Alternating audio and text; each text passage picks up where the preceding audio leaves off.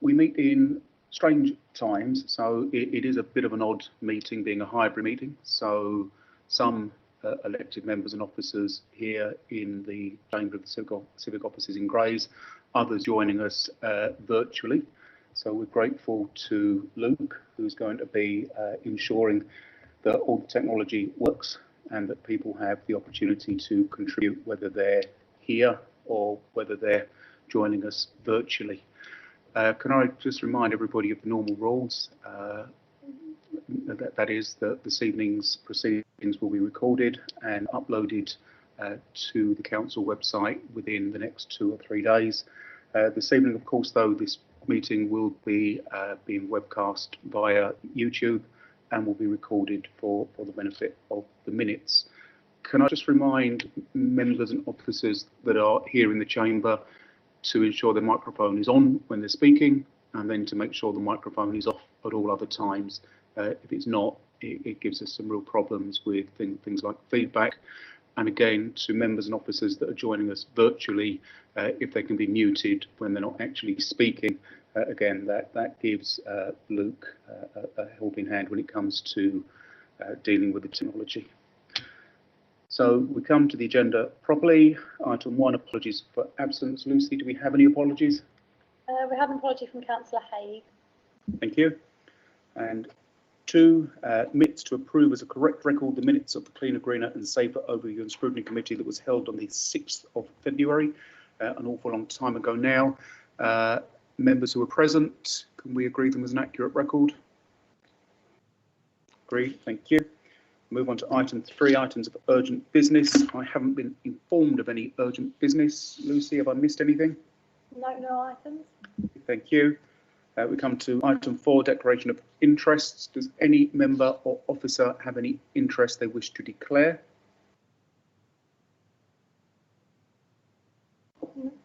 So we'll come to item 5, which is the work of trading standards. There is a report that's found on pages 13 to 16, and I will invite Mr. Dennett to introduce the report. Thank you very much, Chair. This is a report that was made at the request of the committee to give the committee oversight of the work of trading standards within Thurrock.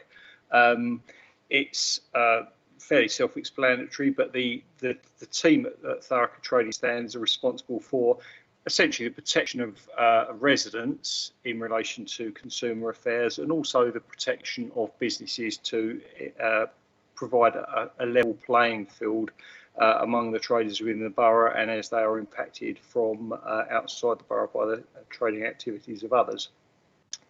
The trading standards team is currently made up of 11 officers. We have 5 experienced trading standards officers.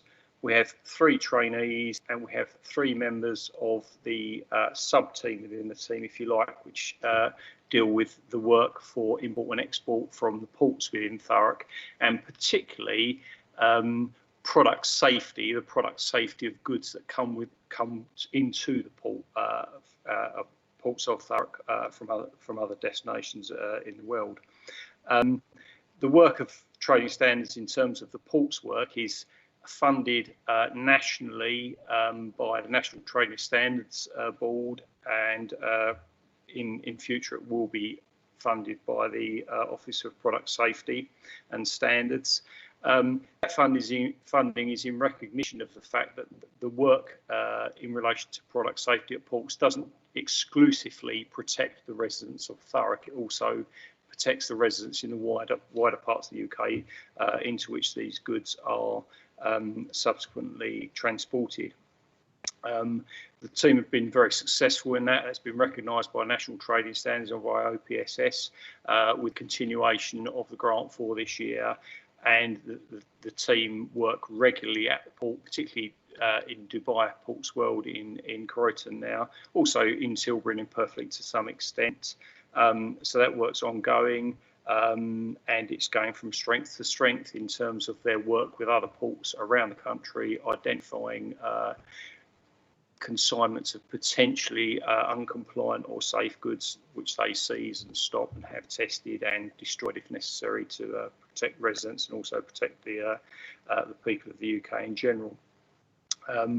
Other areas of work undertaken by the team include work on such as counterfeit goods, whereby people seek to replicate legitimately produced goods by trademark holders and by people who comply with the relevant standards and undercut legitimate traders in selling these.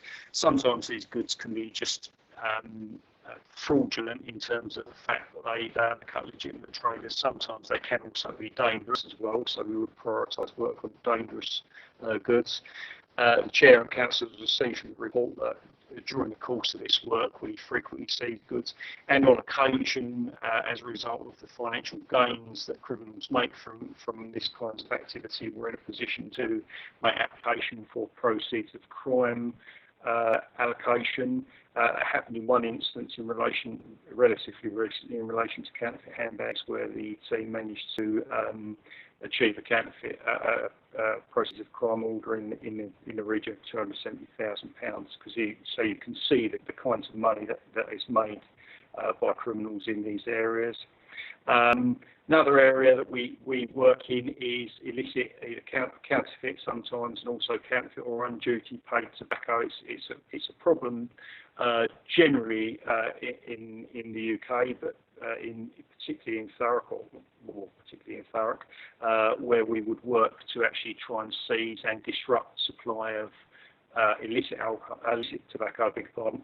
Slip there, we do alcohol as well in actual fact, but illicit tobacco, there are a number of reasons for this. Firstly, there's fraud against the exchequer in terms of the fact that the relevant duty is not being paid, and secondly, tobacco, reducing the price of tobacco encourages its use, which obviously has adverse health effects, and to some extent as well, illicit tobacco may not be produced to the standards that legitimate suppliers adhere to, and so there can be substances and contaminants in there which further exacerbate any health effects that might be caused as a result of smoking. In recognition of that, because it's not just a trading standards matter, it is a public health matter, we do actually receive separate funding from the public health budget to actually increase the amount of work that we would do on that in those areas. Other areas that we work on is scams. So, for example, doorstep crime, where elderly people might be duped into parting with money by unscrupulous traders.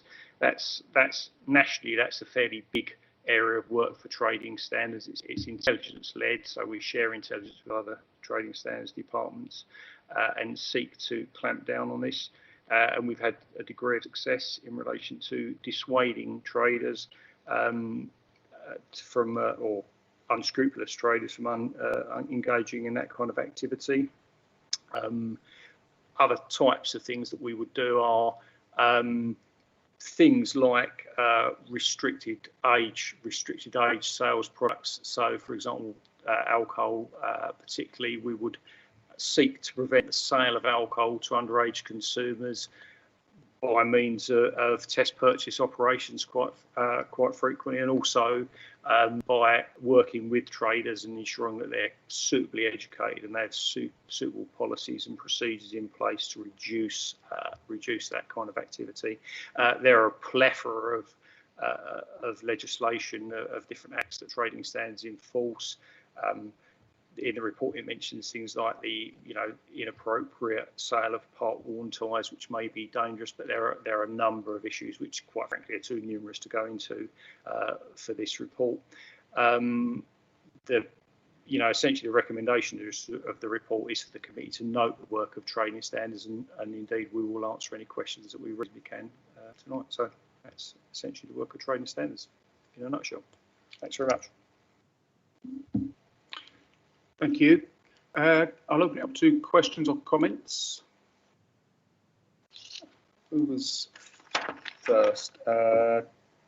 Councillor Lawrence. Thank you for your report and listening about all your hard work, what you do. How do you feel you're managing, considering there's so few of you, and this amount of area what you do and all the hard work? Well, in actual fact, we've recently, or over the last year or so, we've actually increased our numbers of staff in trading standards. We were given additional resources in terms of the number, 2 additional officers, in anticipation of additional work that might arise resulting from the Brexit, from the UK leaving the EU. This might give rise to additional work in relation to imported goods, because goods that were previously imported from the EU, we will now be counting those as a third country, so we will do additional work on that.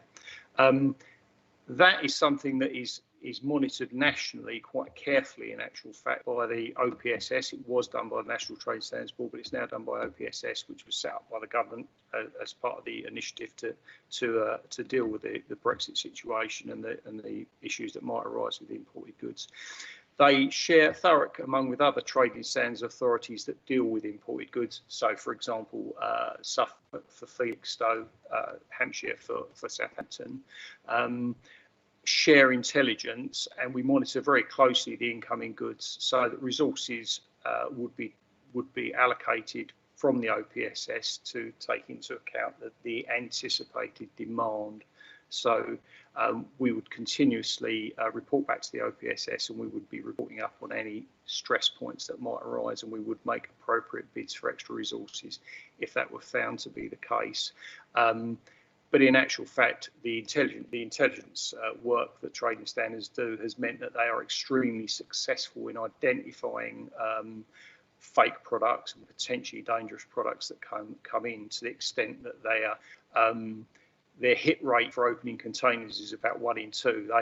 Part of the work of trading standards in this area, in terms of working with imported goods, is that you want to stop goods that are either illegitimately coming into the country or those that are dangerous, but you don't want to add any more friction to beleaguered exporters and importers that are actually legitimately just passing their goods through the port. So they use an intelligence database to cross-reference with suppliers and importers, and working with that, they've managed to really improve their hit rate, so they don't disrupt unduly goods that are legitimately imported, but they do catch a lot of the ones that are coming in and that they are where there are problems. So from that element of it, the resourcing is currently satisfactory, but we would obviously always seek to keep that monitored, and we would report up appropriately to OPSS if we felt there was an issue, and we would make appropriate bids for resources. In relation to the remainder of the team, we've got 3 at the moment. We've got 3 apprentices that are working with us, or 3 trainees, if you like. There are various formulations, and we're working with the Chartered Trading Standards Institute to ensure that they're appropriately trained. They're on a program of training at the moment. We're looking to potentially host the regional training officer for trading standards at Thurrock, which will further provide us with kudos, but it'll also provide us with a good link in to the training mechanisms, because the demographic of the current trading standards profession is such that a number of people are advancing in years, should we say. Some of them are as old as I am, and what that tends to lead us to expect is that people will start to retire. So at Thurrock, we're in some respects ahead of them. We've got some trainees in. Whilst it's nationally recognised across the east of England, which is the trading standards region that we're within, for the size of Thurrock as a local authority, we're punching above our weight, I would suggest, in terms of trading standards trainees. And we, in terms of the actual established trading standards officers, we've been lucky in attracting and retaining staff, and we've Thurrock management have acted flexibly to enable that to happen. So I'm relatively satisfied in terms of the position that we're at the moment with the numbers of staff versus the number of residents that we've got. It would compare very favourably to neighbouring local authorities in terms of number of staff versus number of residents. I'll put it that way. I was just a bit concerned at some. I think we've got Port Tilbury, we've got DC Wheels, which is massive, and then we've got the scams, and then, like you say, the cigarettes and drink and toys, got the dangerous bits through as well. you've got to have your eyes and ears everywhere. So I was just wondering what the pressure's like, and so I imagine when those three are trained, there'd be 8. Sorry, I just put there will be. We would continuously monitor the movement of goods, if you like, in terms of trading standards. Trading standards and the functions undertaken by trading standards do vary to some extent with the geography of the area within which they serve. So, for example, trading standards would also do animal health type work. That's not as prevalent, for example, in Thurrock as it would be in Norfolk or Suffolk, so they would have other officers who would be allocated towards that. Ours is more towards commercial and import and export, and therefore we have focused the greater part of our resources to deal with the local issues, to deal with issues that arise locally, although in terms of ports work they will have a national effect. Trading standards very much intelligence led, so they're very much they're based on intelligence from the national centres that the National Trading Standards Board administer, and we work in conjunction with them. And I think that in terms of the actual the bang for buck that we get, we do very well.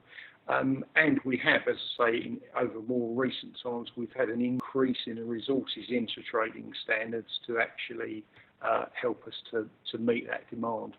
And we feel that we do well at the moment, and it's adequately resourced at this time. We would obviously report back to the committee or report back to such national bodies as would be required if that becomes a problem. It's a rapidly changing world, so you can never tell what's going to happen. But we feel we've anticipated Brexit and the other demands that might fall on the Trading Standards Department quite well today.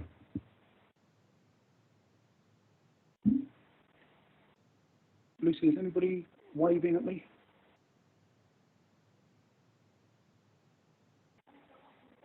Okay. Can I just follow up on Councillor Lawrence's point? You said in the middle of your response that when it comes to staff versus residents ratio, then we're pretty well catered for here in Thurrock. But that's not actually the best way to look at it, is it? It's staff versus workload, surely.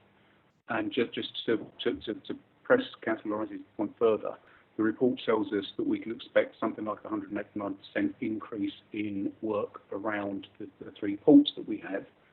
Can you just give us a little more confidence that we're well set to be able to cover that huge increase in work?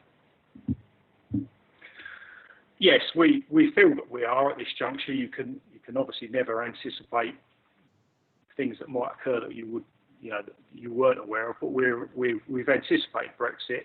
The figures that you're referring to in relation to 189% increase in work in relation to import-export type work, are figures from the National Trading Standards. They are predicated on the worst possible departure of the UK from the European Union. And even as such, they are estimates. Nevertheless, as previously said, we did get some extra staff resource in trading standards to actually to address that. So we've got some capacity that we would hope to use for that purpose. In addition, in relation to the work that they do, we are making them perhaps more efficient by continuous refinement of the intelligence and the algorithms that are used to identify goods.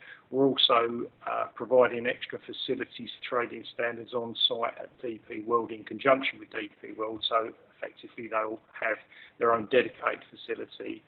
Previously they've had to use facilities that were used by Port Health and Customs and Excise as well. But I think that it's important to realise that in relation to the range of issues that apply to goods that are imported into the UK, trading standards deal with certain issues, Customs and Excise deal with others, Animal and Plant Health Agency deal with others, and Port Health deal with others. So the contribution of trading standards and the Trading Standards Department at Thurrock to the range of activities that are undertaken at the port at Tilbury and Dubai World and others only a part of it, and they share intelligence with these other agencies as well. So even though we might have a small number of officers based at Dubai Portswell, they work in conjunction with colleagues from across other agencies. I'm sure it's probably apparent to people that from time to time they will discover things that don't fall within their remit, and they might speak to Customs and Excise and vice versa. So we feel that overall we're well resourced.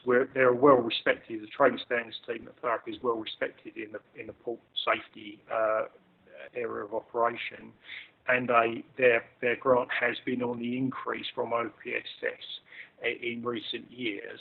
And that's in recognition of the valuable work that they've done. So we would anticipate and we would bid for increased grant money from OPSS if the volume of traffic, for example, increases at DP World, or the nature of the traffic means that more testing and intervention work is required. Okay, thank you for that. The proceeds of crime awards, the example that you use for the counterfeit handbags, it says in the report that the proceeds are split into two, with 50% going back to the Crown, then the remaining 50% broken down into 3/3. It's not clear from there what happens to the 3/3. Can you just explain that?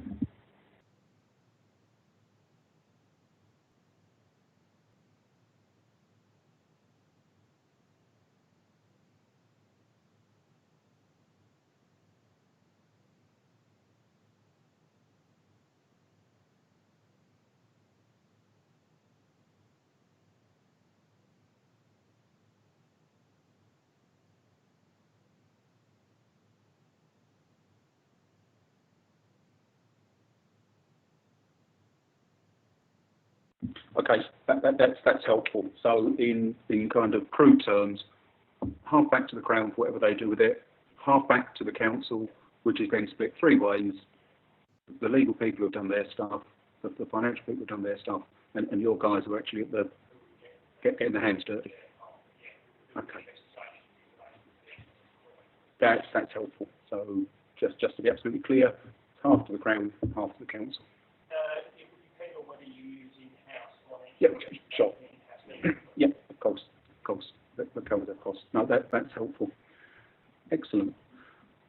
Any further questions or comments? Well, nobody waving? Okay.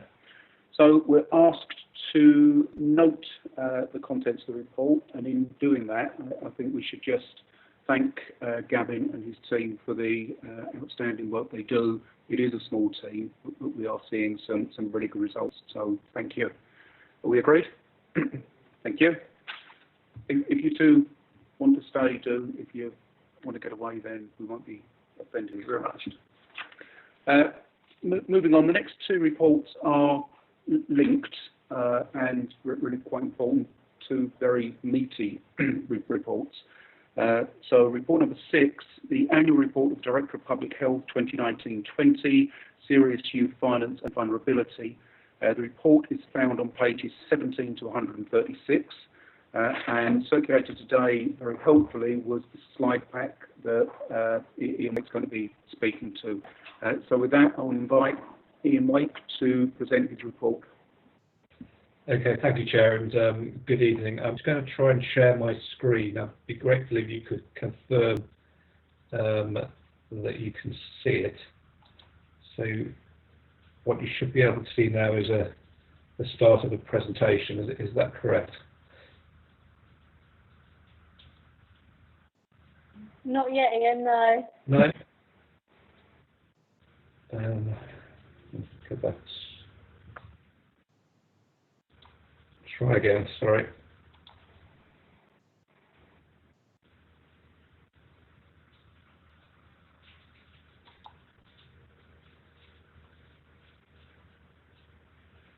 Is that better? Yeah, we can see that, Ian. Okay, super. Okay, so yeah, I'm here to present the Annual Public Health Report of 1920. Annual Public Health Reports are a statutory duty of the Director of Public Health to produce a report on the health and well-being of the population every year. They can either be general and look kind of at breadth across a wide range of different issues, or more typically they can pick a topic and look at it in depth. And after consultation with I think many members and officers, last year we decided to look at the issue of youth violence and vulnerability. I think there's several reasons. Firstly, it's a very complex issue, and obviously this is a very detailed report. It spans a range of different functions of the council and wider health partners, and I think it's safe to say it's certainly been in the media, perhaps not very recently, but certainly over the last year. I can only pick out, I think, a few points tonight, but hopefully can take some questions afterwards. But I just wanted to touch on what the public health approach to violence was and the scope of the report, look at some of the trends in youth violence, some of the risk and causal factors, and then end by thinking, what can we do about this, what's missing, and what needs to change. So what on earth has public health got to do with violence? It's maybe a little bit of a tenuous link, you may say. But actually, public health is about populations and communities and action at population and community level to try and make things better. And so the approach can be used, I think, very effectively to tackle youth serious violence and vulnerability. The definition by the World Health Organization is on the left-hand side of your screen. In terms of what this means, so the public health approach to violence conceptualises violence as a communicable disease. Now, you may feel that that's on the surface a bit of a strange analogy, and as a DPH at the moment, my time's coming rather occupied by another communicable disease, as I'm sure it is of many people in the chamber and watching online. But actually, there are some similarities between COVID-19 and youth violence, in the sense that we can see in both that they tend to infect one individual and then spread outwards into the community. But you can also protect the community against violence. You can inoculate it with a series of interventions, just like you vaccinate a population against a disease, and you can treat it when it does occur. A public health approach is also very much about a whole systems approach. So what this recognises is that no one single agency can solve this issue alone. It's a complex issue, and it can only be solved by a series of agencies working together in a coordinated way and in partnership.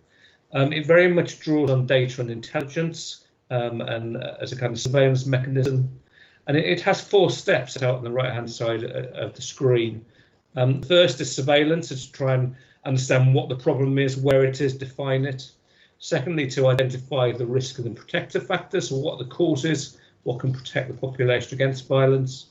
Thirdly, to develop and evaluate interventions and test them out. And then fourthly, to implement and scale up those that are shown to be effective. I hope that the report does at least steps 1 to 3 and maybe leaves us in a position where we can start to move forward in terms of step 4. Just to pick out some of the data, so starting with the violence, and I come on with vulnerability. I think it's worth saying at the start that actually recorded crime excluding violence has fallen in Thurrock, as it has across the country since about 2003. Although in Thurrock, this dark red brown line here, it's actually fallen at a faster rate. So that's really, really good news. Up until about March 2015, we've seen a slight uptick since then. But violence, and again, this isn't in any way unusual to Thurrock, this matches national trends, has kind of done the reverse, and may actually be the explanation for why we've got this uptake here. So violence is increasing in terms of rate per population.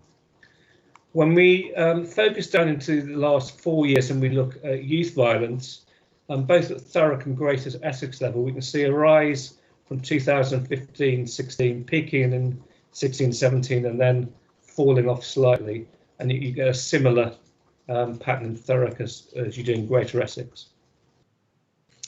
We benchmarked where we stand compared to all the other districts and boroughs across Essex. In terms of absolute numbers, and this is reported violent crime, where the victims aged 10 to 24, we're about the middle of the pack in terms of absolute numbers. but we know that children and young people aren't evenly distributed across the county. So if you express it as a rate of those living in the borough aged 10 to 24, you can see that we've got the second highest rate of reported violence with injury, where the victim's aged 20 to 24. On weapons offences, our rates a bit lower, possibly around the middle compared to all the districts and boroughs in Essex. I think this is quite striking, and it kind of fits with the communicable disease analogy. So violence is not evenly distributed across the county. In fact, it's still, thankfully, quite highly concentrated into a small number of geographical areas. So we did a huge amount of analysis at ward level using various different data sets. So here we have, again, number of reported incidents by ward across Greater Essex. There are 665 wards in the county of Essex, and actually only 237 of those, or just over 35%, had one or more reported incidents in the last year. You can see the most violent ward for youth violence, reported incidents in Essex is in Castle ward in Colchester over here. When you come down to Thurrock level, Grays Riverside had the most reported incidents over the last 2 years at 16. We can zoom in on that data on this graph here. So that shows all wards where there were 7 or more violent reported incidents of youth violence.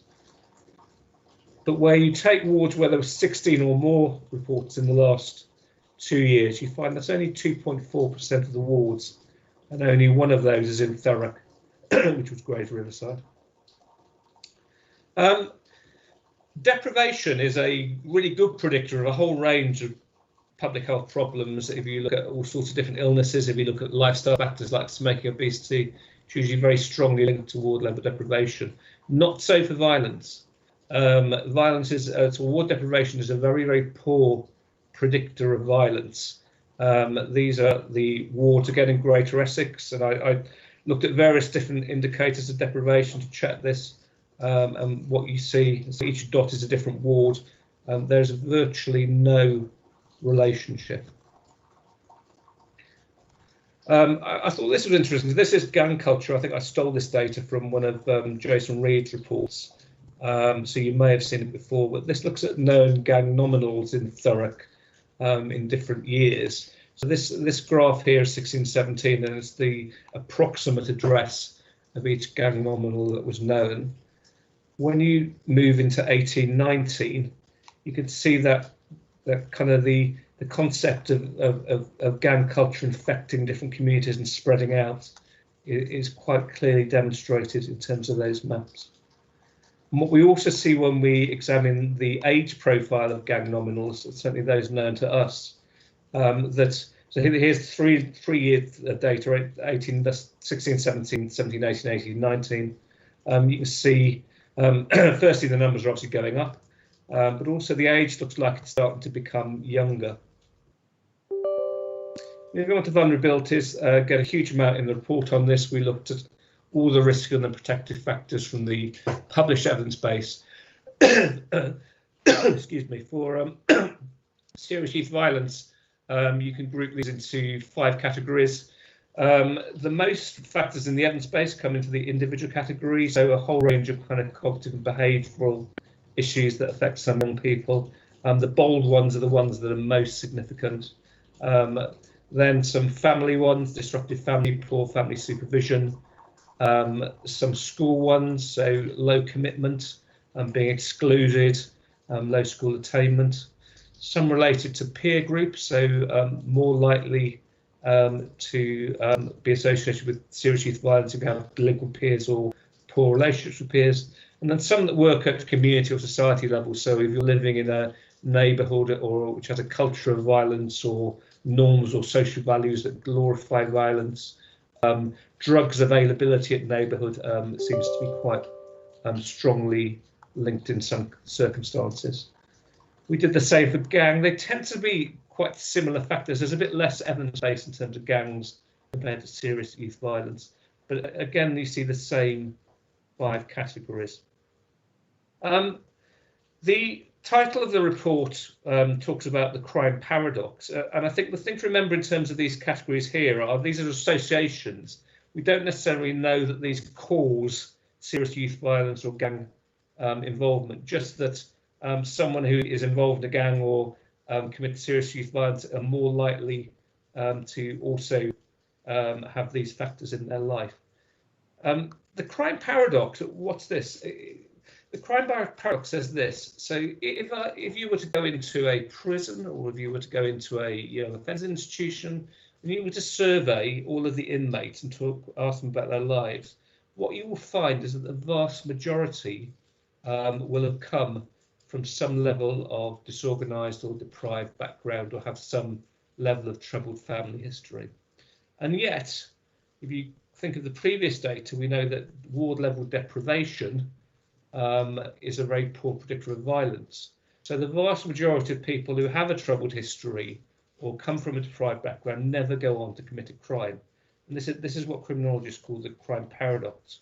And there was a Peterborough longitudinal study that tried to explore this and say, well, what are the factors in the lives of those that commit serious crime, or in this case prolific crime, that are not in the lives of those who don't? What are the actual causal factors? So the Peterborough study was interesting because it looked at 716 young people. It started surveying them at age 12, and then it followed them through life, through their adolescence, until from 2002 to 2015, when they were young adults. And it didn't actually use violent crime as the outcome. It used prolific crime. So it used offenders that had committed 100 or more offences within that 12-year period that it studied. And it said, what are the differences in that cohort of young people compared to everyone else? So here you see the crime paradox over here. Here you've got these persistent offenders.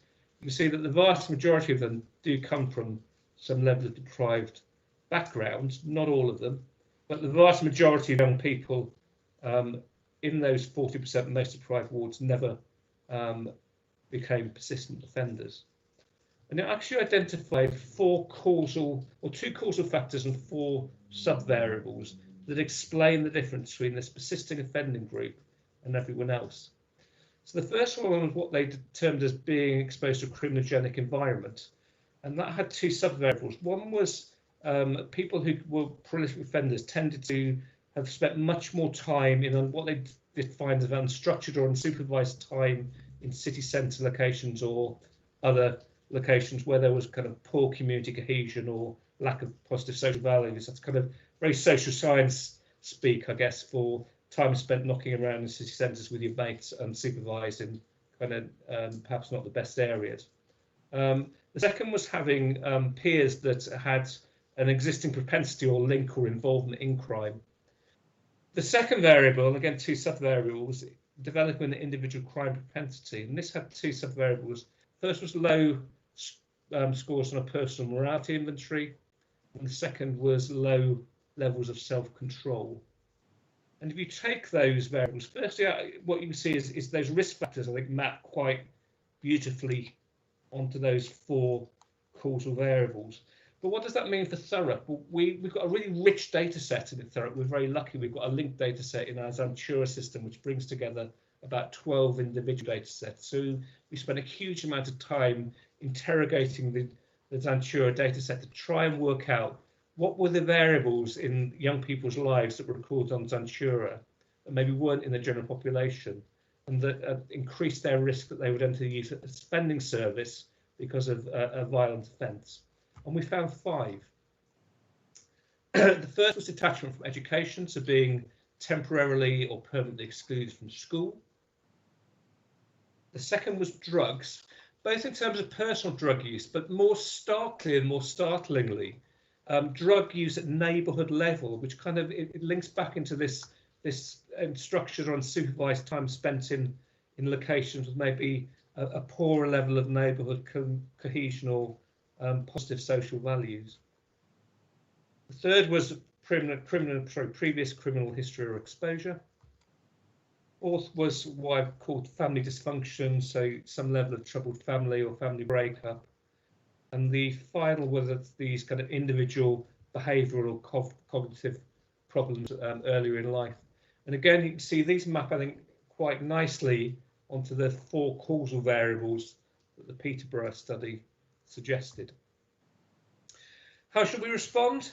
There's a whole chapter in the report that analyses all of the evidence base and what we know, and there's good evidence for works in trying to address youth violence and gang membership. You can group that into, I think, 4 categories, which, if you come back to the communicable disease analogy, I think link quite nicely. So the first one's universal, so everyone gets it. You can think of that about in terms of the analogy about inoculating or vaccinating community against communicable disease. Second is selective, so maybe only some maybe higher risk part of the population get it. Third is targeted, and this is really individuals with higher risk, so maybe children, young people who are starting to show some high risk behaviours for serious violence or gang membership.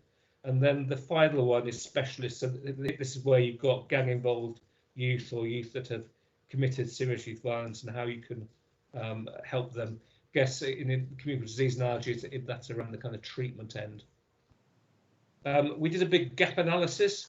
I think you can group the evidence base into 8 strategic actions. So all the things that we looked at link to these 8 categories.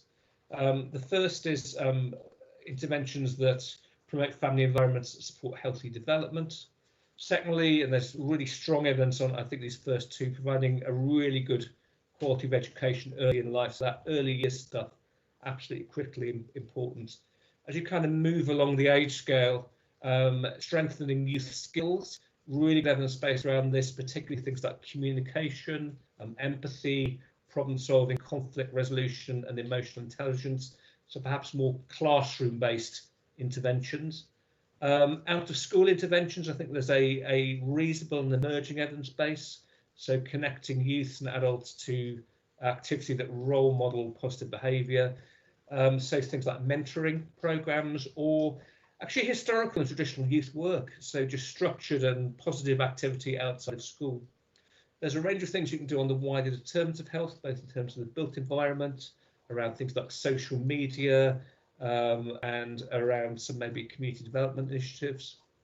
Then moving up into the treatment elements, I think that's again quite a good evidence base about what works, where you've got violent involved or gang involved young people in terms of actually dealing with some of the harm and the trauma, very much based around mental health services, A&E programs, a teachable moment, again quite good evidence base.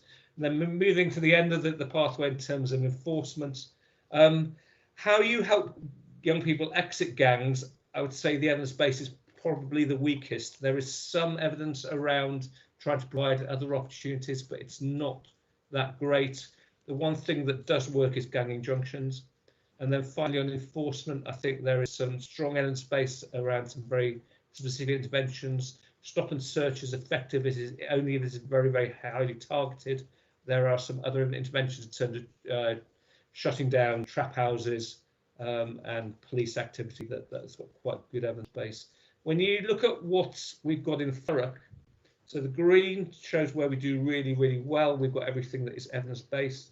The yellow shows where we've got some elements, but perhaps not enough. And the red is where there's gaps. So I think we do very, very well on the early years. Our outcomes absolutely bears that out. Our outcomes on early years are way over and above what you'd expect for where the population starts. And at the other end, on the enforcement end, again, I can't find anything that we should be doing that we're not doing. I think where some of the gaps are, there's certainly some gaps around the youth skills in terms of the classroom-based stuff, the school-based wellbeing teams, which were set up last year. I think there's a great opportunity to work with schools to try to fill that.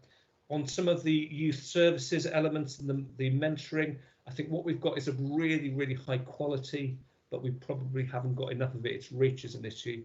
And then on some of the wider determinants of health, obviously we have a huge regeneration agenda in Thurrock. I think there's an opportunity to better target and link that. And I'll come and talk about that in a second with some of our intelligence. So just some of the gaps. So the skills agenda I've talked about. So what we've got is good, but we haven't got enough of it. Similarly, youth work. mentoring. Those links with the built environment, lots of activity, but it's quite strategic. It doesn't respond to item right intelligence on crime. Social media, again, there's a lot of good initiatives, but I think we could do better in terms of a comprehensive strategic approach. And UM's service, the NHS offer in terms of children and young people's mental health came up time and time again when I went out and spoke to people when I was producing this report. I think that there's some good practice, but it's not. There's some gaps in terms of the evidence base, and there's certainly an issue in terms of young people being able to access it early enough. So just to conclude, some other key findings. There's a load of data in the system, but it's kind of still in silos. So I don't think we're using our data as well as we could. We can, and we started to do this with Zantura, but there's an opportunity to build a much more systematic surveillance approach. I think there's a lack of strategic response to some of this stuff. So again, lots of initiatives, but we need to draw, I think, all of the findings of this into a comprehensive strategy that spans health and social care and the enforcement elements linked to the evidence base. There's inadequate risk sharing between agencies, and again, I don't think any of this is unique to Thurrock. I think the national evidence base suggests this is an issue across the country, but we're not great between agencies of sharing at individual level. But by that I mean in terms of specific young people, what we know about them, to build a kind of contextual picture of risk and an adequate understanding of risk at a place level. Again, not unique to Thurrock at all, but the bar for many interventions is set quite high and is quite downstream. So we wait until young people have committed crime before we start to intervene. So I think we need to start to intervene earlier than we do. There is definitely we can improve our whole systems approach. So I coined the term interventionitis. So we've got oodles and oodles of really great interventions of no doubt wonderful merit. I don't think we always evaluate them as well as we could, and we tend to focus them very much at individuals rather than that kind of bigger whole system and an environmental approach. So to conclude, in terms of conclusions and recommendations, the report makes 33 specific recommendations centred around 4 areas. The first is surveillance and kind of better use of the data. I think there's an opportunity to build a predictive risk model with the data, and we started that work, and to use the intelligence we have in a much more systematic way. On primary prevention, or kind of inoculating the population, improving and expanding the reach of our youth service provision and mentoring skills, and classroom-based skills through maybe the wellbeing teams. I think the secondary prevention, so where we've got a cohort of young people with existing risk factors but maybe have not committed crime, or if they have, they haven't been caught for it yet. So this comes back to the point about intervening too late. So I think we need to get much better at proactive sharing of intelligence and risk between agencies, and really develop that contextualised and localised understanding of risk, and a better strength and assets-based offer around that. And then finally, I think main stuff around treatment refers to UM's trauma-focused CBT, a more holistic treatment offer. It's not just focused at young people, but at their environment and their families. And then finally, just on that contextual safeguarding, there's the start of a model that I'm sure we can build on. But I think there's a need to bring a whole range of professionals together to say, regularly in multidisciplinary panels, who are the 10 people that the 10 young people that you're most worried about? What do you know about them? What do we know collectively? What does that mean in terms of the risk and the contextual risk of the locality we're looking at? And then how can we use that data both to drive some of the environmental responses? So that might be police enforcement, it might be estates management, it might be schools behaviour management, it might be regeneration and planning, it may be community development. Where we've got very high risk young people, obviously we need to ensure that they have a statutory response. But for this cohort of young people that don't meet the bar for a statutory response, I think there's an opportunity to really bring together a much more strengths-based approach that's aimed at young people, in the same way that we've had such success around our local area coordinators. So starting with what's wrong and not what's wrong, not starting with kind of statutory services, but a kind of holistic and a partnership approach, looking at where they want to go in their lives and what we can do to support them. And I'll just end on this. I found this quote as I was producing a report, which kind of really struck a chord with me, that we need to really think about this in the context of the system and the environment, and maybe not just target interventions at individuals. So I'll stop there and happy to take any questions. Ian, thank you both for that presentation, which I think was really helpful, drew out many of the kind of key issues in the report. But thank you for the report as well, which I've now read 3 times, and it's just an incredibly detailed but readable piece of work. And I particularly like the public health approach to crime in young people. I think it's the kind of approach that was used, was it in Glasgow some time ago, and has really kind of driven real results and a decrease in violent crime in that city. So I'm really pleased to see us starting to follow that. I'll open for questions and comments from others. Councillor Fletcher. Thank you, Chair. I've got a few here, so I don't know whether you want me to just do a couple. Like to echo the Chair's thanks, and that was really a fascinating report, very detailed. I like the vision as well as the amount of work they're going to look at understanding the situation. A couple of things that struck me. You mentioned in a few places in the report the need for a joined up approach, not just in terms of data, but in terms of agencies working together. On the data front, first question, how dependent are we on Centura? Because I was trying to get a feel for how much this is just doing more with the data we've got, how much of it is about paying for, I mean, I assume this risk model is something we'll have to pay for. Sounds like it'll be useful, but what's our dependence on these guys to actually produce the kind of the data tools that we need? That's one question.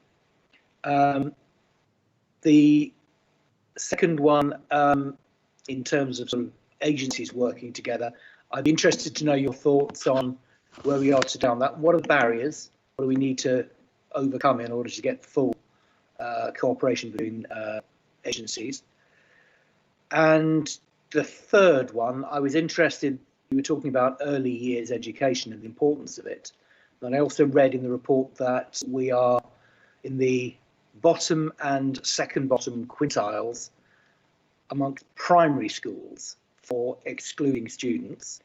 I was interested in your thought. Why do you think it is that Thurrock primary schools are so quick to pull the trigger, and what impact is that having on the level of risk for these youngsters? I'll leave it there. Okay.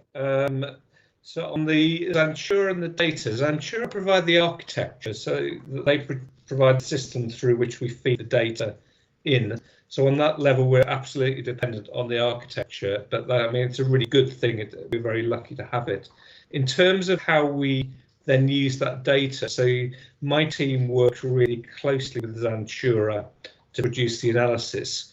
So I think there's a huge opportunity to actually use and capitalise on some of the quite techie and statistical skills in elements of my team to work with Centura, who've actually got the IT skills and actually merging data sets to produce this risk-based and this risk stratification model. So we are dependent, but I don't think it's just Centura.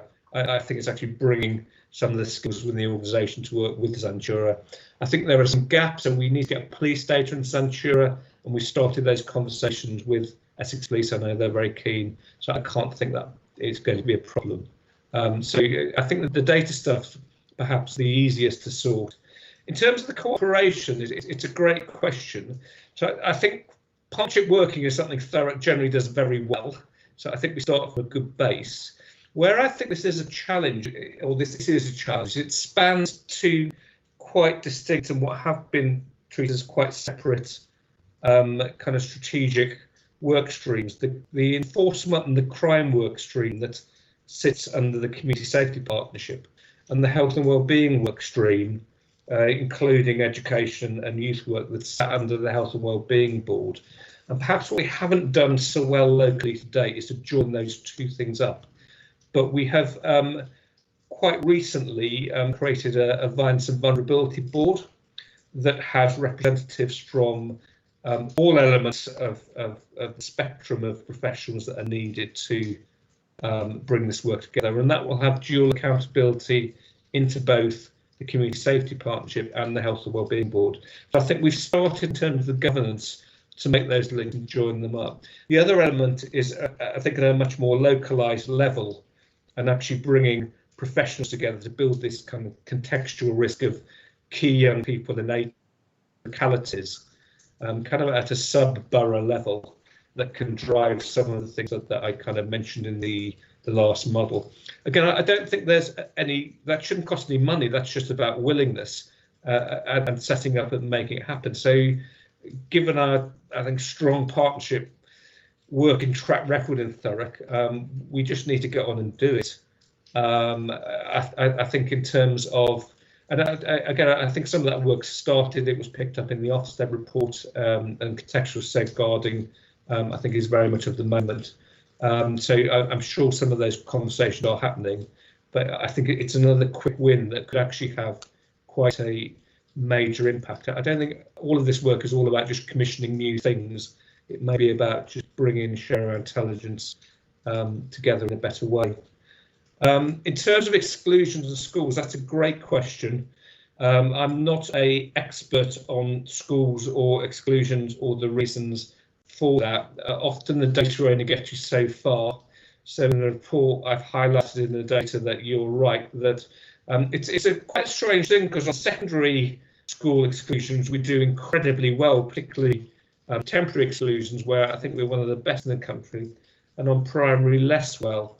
The reasons for that are probably complex and multifactorial, but I think one of the recommendations in the report is to explore that further with teachers and with some of my colleagues in education to try and understand better.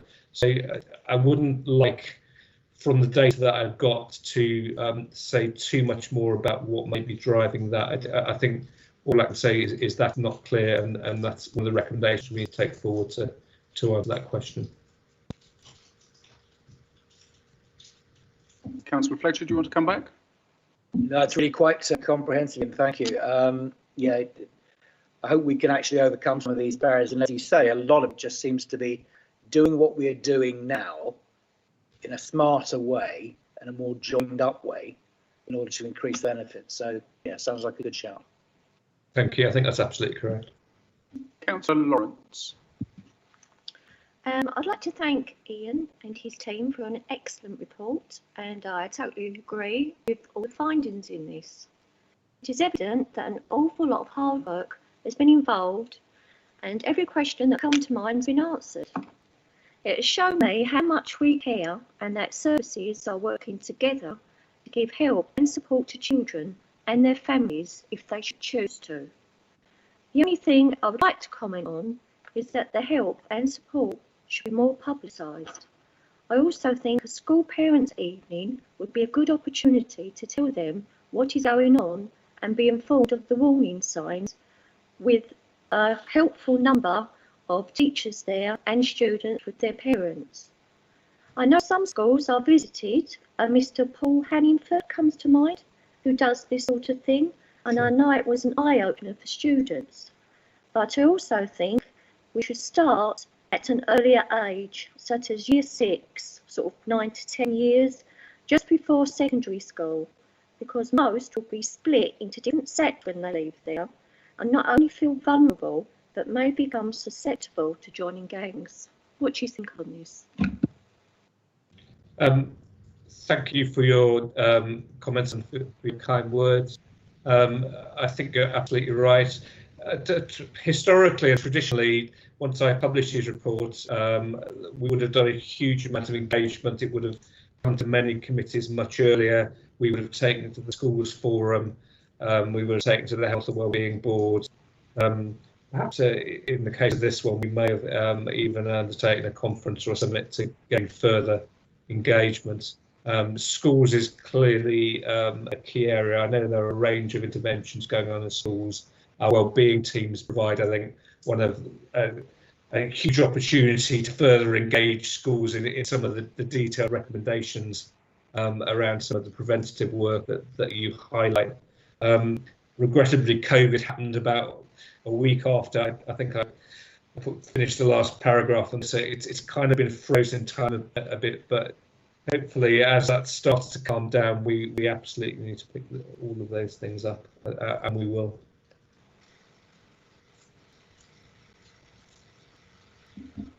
Lucy, is anybody waiting?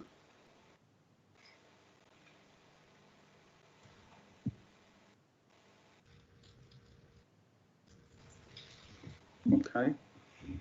I just wanted to try and pull some things together, if I can, as we come to agreeing the recommendations. So, recommendation 1.1, that the Cleaner, Greener and Safer Overview and Scrutiny Committee note and comment on the contents and recommendations contained within the report. I think we've certainly commented on the content. The second recommendation is that the Cleaner, Greener, Safer Overview and Scrutiny Committee consider how the findings and recommendations contained within the report can best be implemented and used to influence broader council strategy in this area. I think that's the kind of recommendation that we haven't so far looked at, and that I kind of maybe struggle with a little. So if we look at the fact that we have 33 individual recommendations pulled together under those 4 headings, and then kind of throughout the report there are, I think, what are described as gaps. And I think the gaps are also really pretty crucial. And I think we need to find a way of filling some of those gaps. And I kind of wish, actually, that we hadn't let Lee Nicholson go, because one of the gaps there that's identified is the kind of lack of tie-up with planning and regeneration. Now, a generation ago, we would have called it kind of design or planning out crime. But I think we've moved on from that. So it would have been useful to get a kind of planner's perspective on how we might make that happen.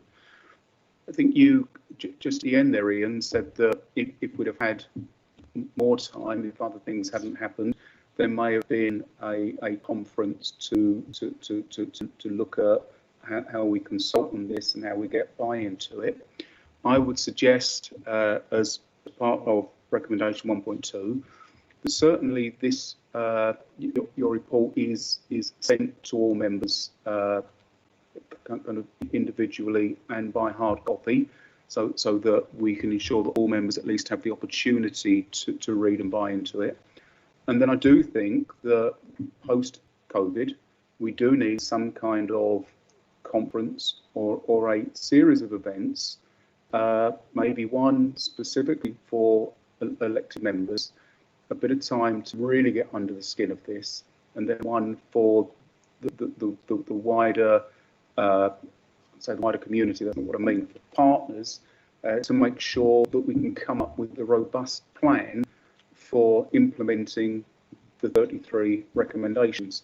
I don't think there's any recommendation that anybody's kind of going to say, no, we don't agree with that.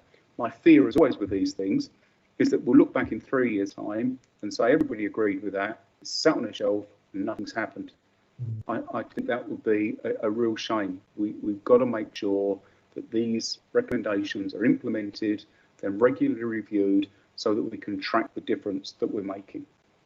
So that would be my comment on Lucy. Okay, so that would be my contribution to recommendation 1.2, and I will invite virtually Julie Rogers. Thank you, Chair. I just wanted to come back on the point where you were talking about designing out crime in the environment and the comments that you were making with Lee having left the meeting. I can advise that there is a specialist peace team who our planners do work with on a regular basis now. Any new development would actually be sent through to that police team, and they're actually advising on how we could design out the crime in that particular scheme. So that's part of the process now when we're looking at any new development going on. I just thought that might be useful for you to know, and perhaps we can bring back a bit more information on that, either at the conference that you referred to, or potentially in the member briefing later on. I don't know if that's helpful at all.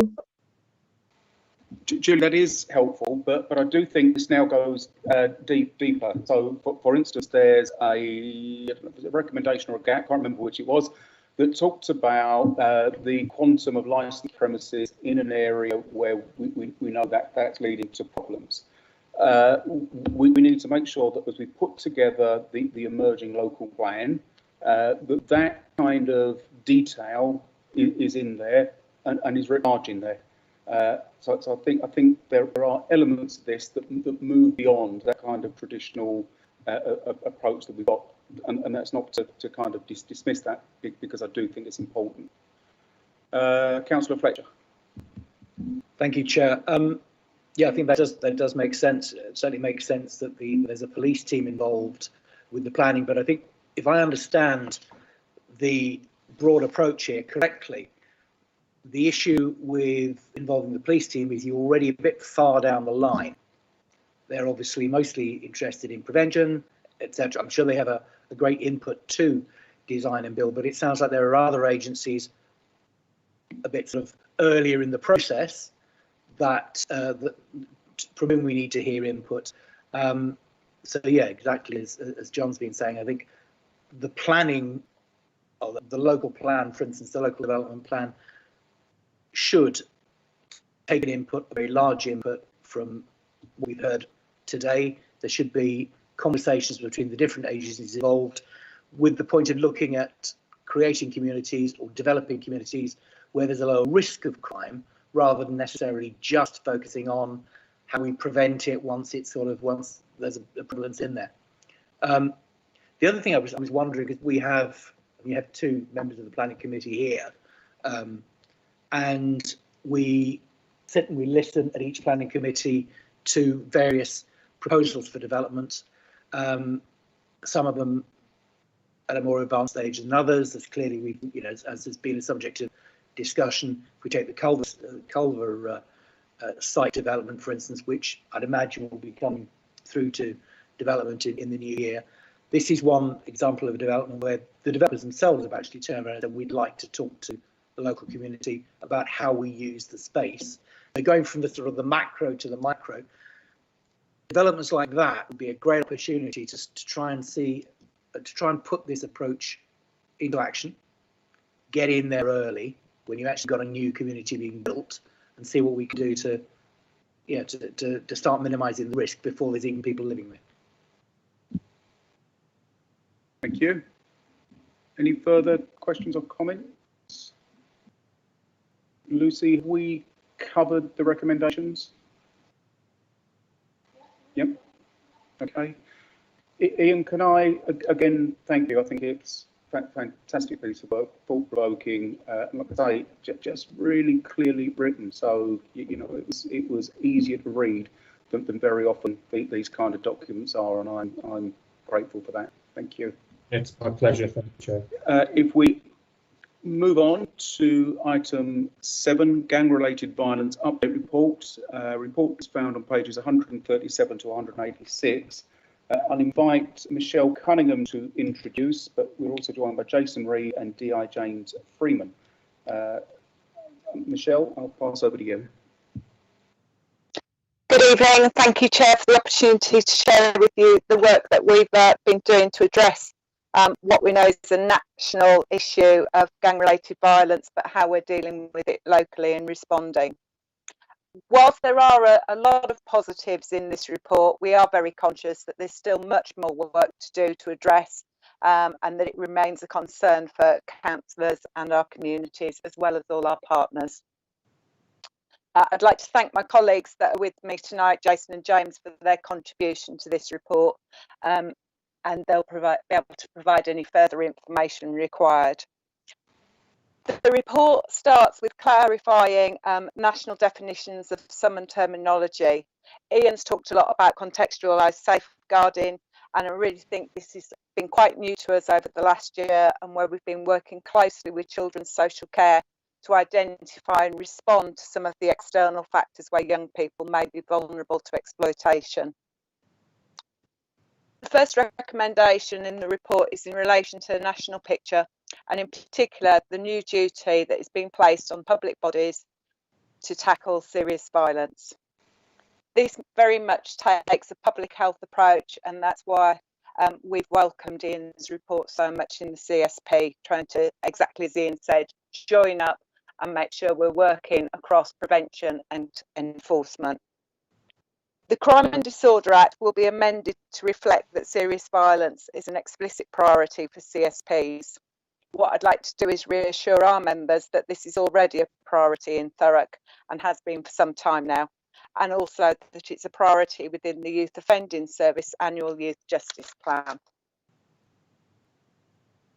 The Police, Fire and Crime Commissioner in Essex has prioritised reversing the trends in serious violence by tackling gangs and protecting children and vulnerable people. And in order to do this, he has set up a violence and vulnerability unit who have developed a framework. The recommendation to work in partnership with the Essex Violence and Vulnerability Unit is made, as this will provide consistency for those agencies working across Essex, enable coordination of work, provide an opportunity to develop best practice, particularly around some of those interventions and one of the gaps that Ian highlighted, and also access additional funding opportunities that have been made available to Essex through the Home Office. In Thurrock, we continue to manage our nominals through monthly partnership meetings. Jason chairs these, and as detailed in the report, 66 nominals have been managed this year. The report highlights those interventions and restrictions that were put in place to minimise the risks that those offenders pose to our communities. Operation Raptor have completed a 12-month review of their work to address gang-related violence in localised areas through the use of injunctions against members of C17. This work is summarised in the report, and some has only been possible due to the additional funding that was provided by the Council.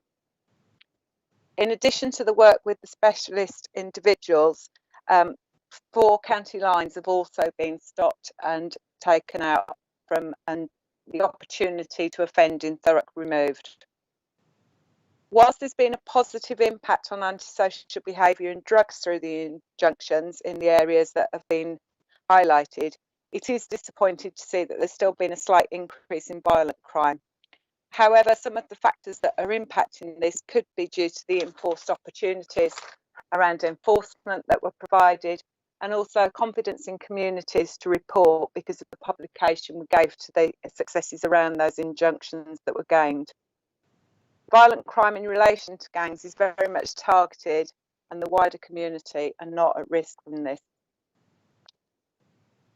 The risk management meetings within children's social care have provided the opportunity for us to identify where communities are at risk of exploitation. And we're working closely to address the environmental factors. So far, the first report was produced on contextual safeguarding in April. And to date, I've held 2 meetings to address this. The first with licensing, looking at a number of premises, particularly in Grays, and the second with British Transport Police to look where young people, particularly those that go missing regularly, are using our train lines. So it's very much early work in progress, but recognise that a way forward to address some of this. The additional funding provided to focus on gangs has enabled us to have a senior practitioner to be employed within the Youth Offending Service, and due to success and findings from that, which is shared in the report, it is now going to become a permanent role. Our intervention work has focused on those most at risk, and we've seen St Giles Trust working within our Olive Academy. Our youth services have developed a mentoring programme and are doing more increased outreach work. In the development of the public health duty, it is made clear that violent crime is a disease which plagues our communities, and the agencies need to work with our communities to better understand and address this.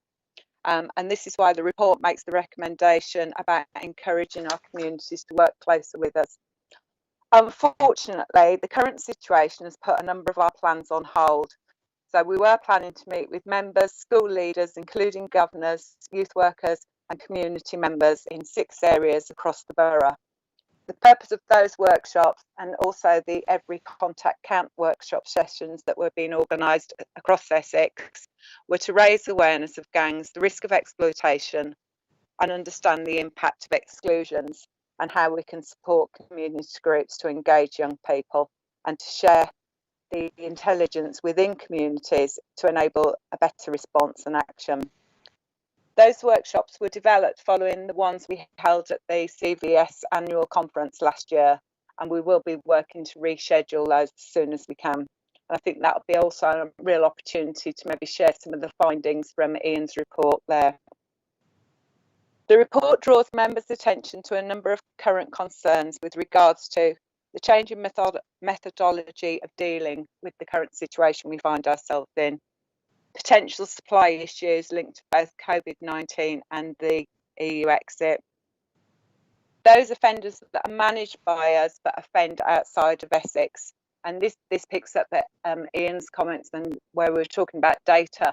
We have very robust data from Essex Police, but it is in relation to those offending in Essex, and it misses quite a number of our young people that are at high risk. One of the things we're concerned about is the risk of cuckooing. We didn't see an expected uplift in this during lockdown, but we continue to monitor this and have a really robust group working on it. Grays and the vicinity of the High Street continues to be our focus area. And we need to develop prevention programmes through our schools. Again, that came out clearly in Ian's report, and there is an opportunity for some pilot work within our primary schools led by the Violence and Vulnerability Unit, but we're working closely with them to identify which schools that will be piloted in Thurrock. To summarise, what we need and like to work with and ask for members' support in is to continue to promote within residents to tell us what's happening on our streets, to be aware of cuckooing, know the signs to spot, and support the CVS workshops when they're rescheduled to develop a localised community-focused response. And that's sort of the end of my presentation on the report, but I think James might want to add something from a policing perspective if you would like. Thank you. Michelle, thank you.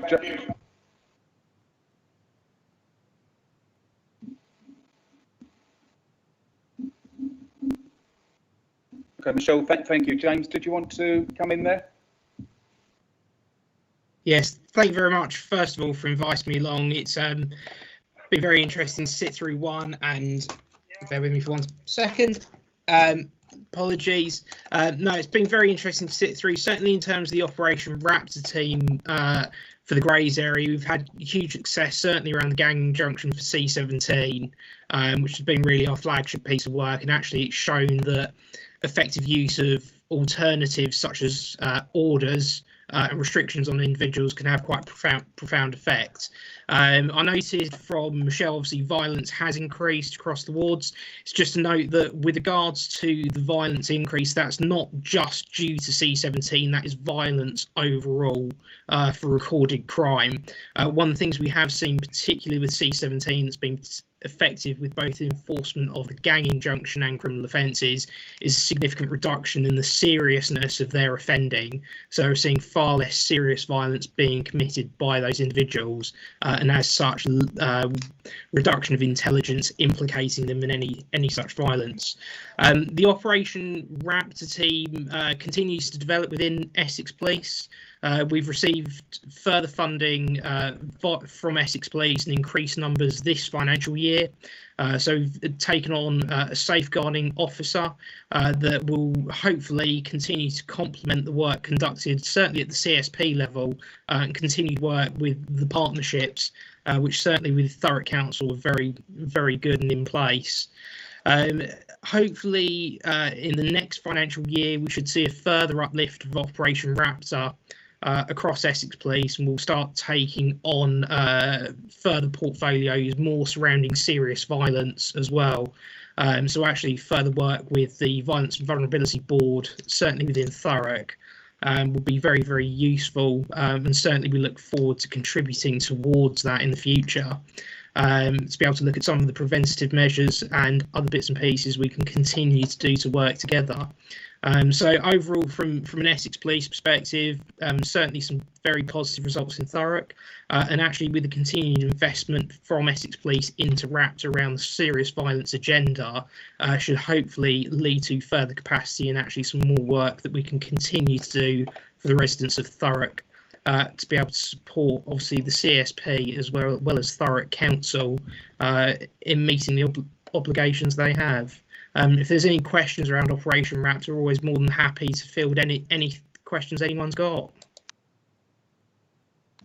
Okay, thank you very much indeed. I'll open to questions or comments. Start with Councillor Fletcher. Thank you, Chair. Couple of points really. Michelle, and this, I suppose, not surprisingly, feeds back into the previous presentation. Michelle, you mentioned on page 143 that since injunctions have started in Ockenden and Bellas, that we've seen a reduction in ASB incidents over the next 12 months, but a slight increase in violence, and you've gone on to explain why that might be. I have a feeling that one of the reasons why that might be is because in some ways, if you deal with the gangs, you're dealing with the symptom, not necessarily the cause. If there is a drug market and you take out the suppliers, market will go looking for new suppliers. So I do wonder how long term, how we're going to be able to reduce the risk of gangs without first reducing drug use, drug dependency around the borough. That's one question.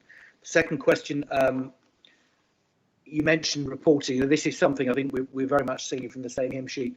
Local councillors spend a lot of time asking people to report and report and don't expect necessarily to get something back first time. We explained that it builds a pattern when local community policemen do the coffee with cops. We make a point of repeating this just to get it down people's necks, really. But there is a perception issue, which I believe is what stops people reporting as much as they could do. A perception and an expectation issue, I suppose. The perception issue is that nothing gets done. And in that respect, DI Freeman, I'm really chuffed to see a couple of recent publicisations of quite quick arrests being made after a couple of violent incidents. Hopefully that tells people in our part of Thurrock that we're on it, we're dealing with it, people are not getting away with this. So hopefully, I'd like to think that'll help to shift the perception. But we do need to continue to work on people's idea that if I report it, something will happen. That's a long-term one, I think, that needs chipping away at. Thank you. Councillor Lawrence. Evening, thank you for your report. It just occurred to me while you were speaking this evening that we all agreed that we should intervene as young as possible before they get into the gangs and things escalate. Well, I know for a fact, there are lots of areas in Thurrock, but I know in my ward, we are inundated with those gas canisters everywhere, the little silver ones. Hundreds of them. It's even reported that there was empty boxes there. So I'm thinking, surely, if the police know where they're hanging out at, taking this is going to be the next generation that steps up to a next level of doing other stuff, which is wrong. So I know it's not completely against the law because you can buy it for cooking or something like that. But has the police got in mind to keep an eye on this and intervene? And also it'd be very worthwhile when it's reported if it could be cleaned away. Because it's like most rubbish that's laying around, you see rubbish, you go there and more rubbish occurs. So it's two things really. One is to get it cleaned up and took away quickly so the offenders know that they are being watched and it's being guarded. And also I think it'd be a good idea if you did got some sort of officer or someone going around checking. Okay, I don't know who wants to respond first. If I start with Michelle, and then we'll see who else wants to chip in. Thank you.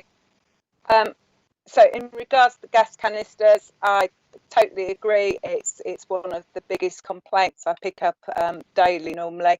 And I had a discussion today with the leader for Wise Up, who's the Young Person's Drug and Alcohol Services.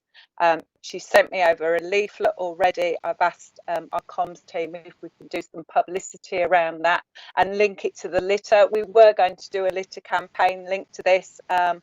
Events overtook us, so looking at how we can get that out through the regular residents newsletter with advice and guidance to young people, but certainly linking it to the littering.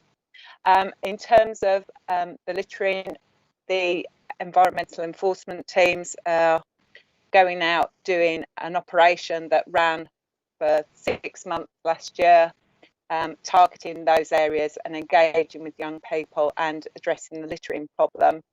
I also get it reported to me by the cleaner greener teams where they're picking them up from, and our youth outreach work, they go out to those areas and are engaging with young people to try address the issue, and Wise Up are now looking to join them as well so that they can add that professional view around drugs and alcohol and engage with young people on that. So very, very conscious of the issue it is in a number of ways, and looking at all sorts of different opportunities that we can to work together to tackle that.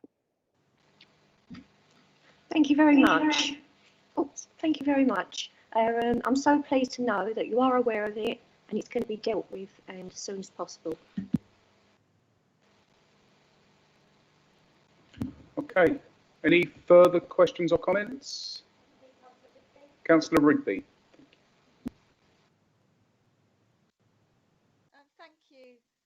It's just with regards to youngsters gathering. I've noticed recently that there's quite a large group of young kids gathering around sort of kebab vans, and I just wondered how much you look into that sort of situation as to those kids either being potentially picked up for grooming or getting involved in other aspects of crime. They do seem to look fairly young, a lot of these kids, about 10, 11-year-olds, and especially in the summer months, we tend to see them hanging around, and just wonder what sort of risk there are, and if there's any work or anyone monitoring that sort of situation.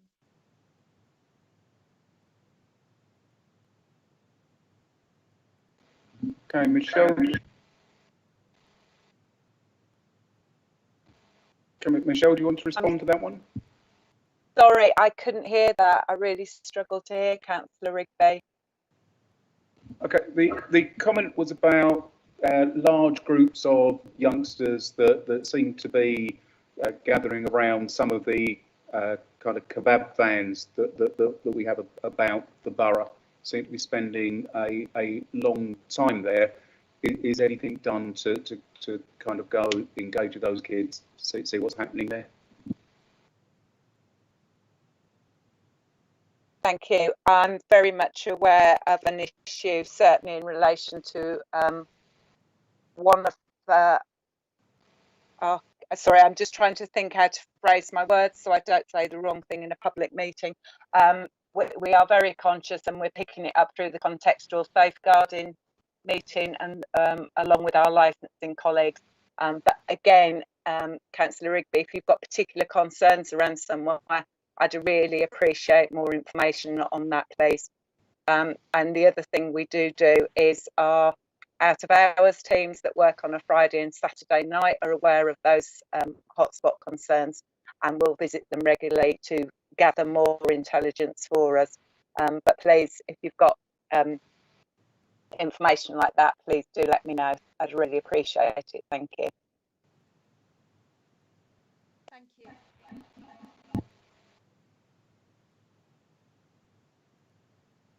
Okay, so Councillor Rigby and anybody else, if you do have that kind of information, it's useful to feed in. I just wanted to come back very briefly to Councillor Lawrence's comment about kind of laughing gas canisters. And there are one or two sites we know where there are just boxes and boxes and boxes of these things. And I know it's anecdotal, but what youngsters tell me is that there are certain places where they can go to buy a box of these things or whatever they're buying, where actually they're also offered all kinds of other stuff. Is that a kind of known way of behaviour for the people who are selling these things on? And from a policing point of view, I know we can't go into detail, but can you give us some comfort that actually you are aware of those circumstances, aware of those situations, and that actions are taken?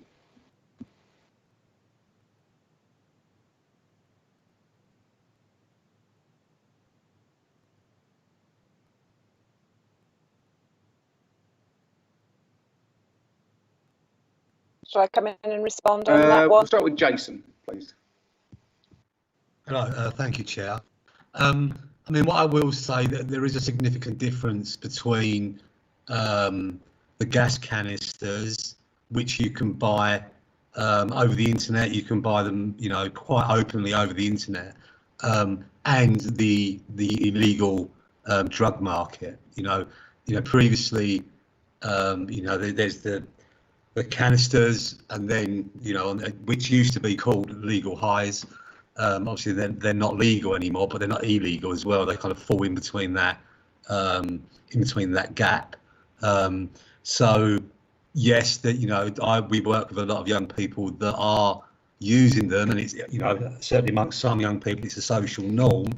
But often we don't see the link between the use of those canisters and being drawn into harder drug use. You know, I wouldn't call it at this point a gateway drug in the same way that possibly cannabis is.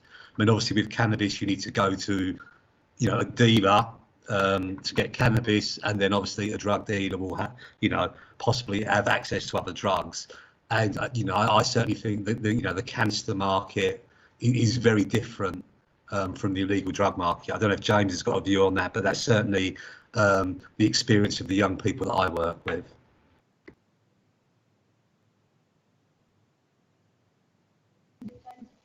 Yeah, James, did you have anything to add to that? Yeah, really to mirror certainly what Jason has said around the illegal canister market is very much we find a lot of it is online. Certainly from our experience of enforcement operations, the gangs and the county lines that we deal with will tend to focus around more established drugs such as crack, cocaine, heroin, as well as cannabis. Certainly from my experience reviewing the information we have with Essex Police, haven't come across as of yet dealers that are dealing both hardened drugs as well as canisters on the side. They tend to be very different drugs markets, purely on the basis that with the canisters you tend to be purchasing items that are inherently legal in the first place, whereas obviously with crack, cocaine and other illicit drugs, certainly it's a far more illicit market, and as such it tends to be hidden behind closed doors, certainly in terms of the supply issues around that. Okay, thank you. Michelle. Thank you. I think Jason and James covered the points I'd have made on that. Could I just pick up on a point made by Councillor Fletcher about the perception that nothing's done? And Essex Police have just appointed a community safety and engagement officer, and there'll be another one starting later in the year. And part of their role is to close that gap down, and one of the key priorities for them is to tell the communities what we're doing. So I should be working very closely with that officer. What we're doing is tracking all the members' inquiries that come in and all the community intelligence we have. So whether it be around the gas canisters, gatherings, etc. And then as part of that tracking, once the police have conducted an operation or any other partner to try and address it, we make sure that that positive message goes back out to the communities. So I totally agree with you, Councillor Fletcher, that is a big concern for us, and that's the work we're doing to try and close and address that gap. And hopefully you'll see a lot more information coming out on social media as part of that.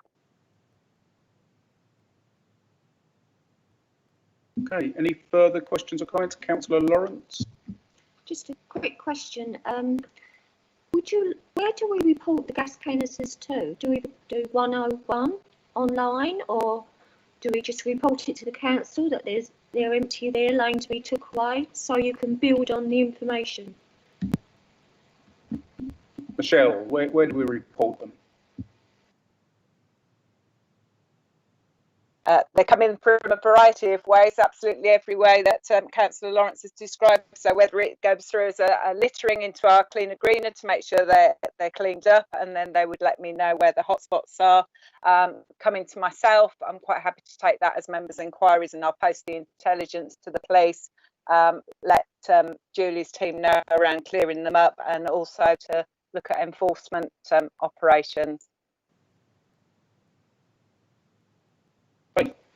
I picked up a couple on my way here this evening, as I frequently do. They are, I'm told, recyclable, so I hope they do end up being recycled, Julie, when they're picked up.